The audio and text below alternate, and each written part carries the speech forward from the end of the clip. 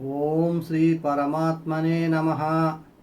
श्रीमद्भगवद्गीता अथ द्वादशोऽध्यायः। अर्जुन उवाच एवं सततयुक्ता ये भक्तास्त्वं पर्युपासते ये चाप्यक्षरमव्यक्तं तेषां के योगवित्तमाः। श्रीभगवानुवाच मय्यावेश्य मनो ये मां नित्ययुक्ता उपासते श्रद्धया परयोपेतास्ते मे युक्ततमा मताः।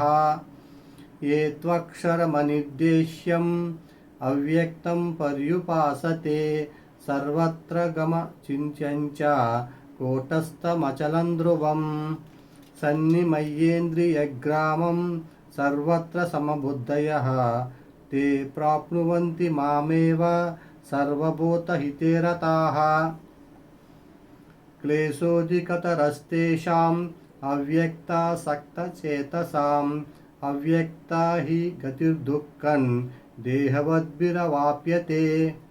ये तु सर्वाणि कर्माणि मयि सन्न्यस्य मत्पराः अनन्येनैव योगेन मां ध्यायन्त उपासते तेषामहं समुद्धर्ता मृत्युसंसारसागरात् भवामि न चिरात् पार्थ मय्यावेशितचेतसां।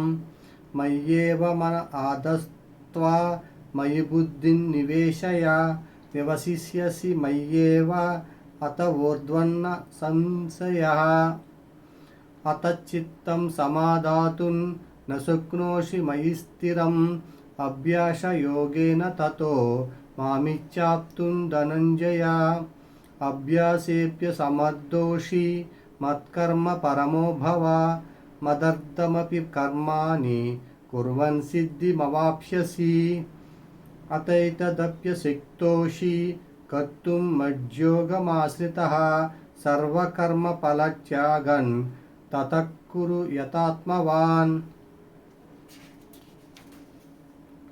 श्रेयो हि ज्ञानमभ्यासात् ज्ञानात् ज्ञानं विशिष्यते ज्ञानात् कर्मफलत्यागात् शान्तिरनन्तरम्।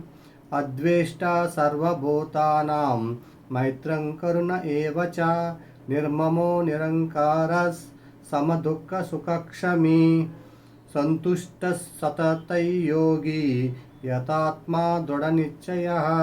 मय्यर्पितमनो बुद्धिर्यो मद्भक्तः स मे प्रियः।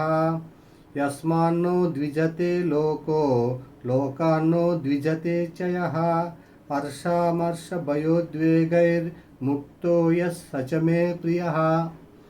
अनपेक्षः शुचिर्दक्षः उदासीनो गतव्यदः सर्वारम्भपरित्यागी यो मद्भक्तः स मे प्रियः।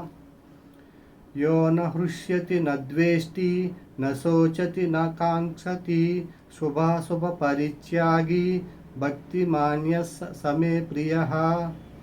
समशत्रौ च मित्रे च तथा मानापमानयोः शीतोष्णसुखदुःखेषु समसङ्गविवर्जितः।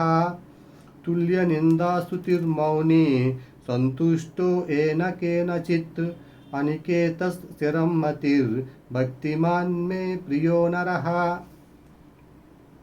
ये तु धर्मामृतमिदै यदोक्तं पर्युपासते श्रद्धदाना मत्परमा भक्तास्तेतीव मे प्रियः।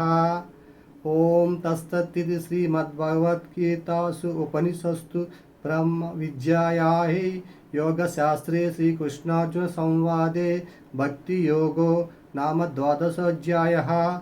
ओम श्रीकृष्णार्पणमस्तु। जय श्रीकृष्ण।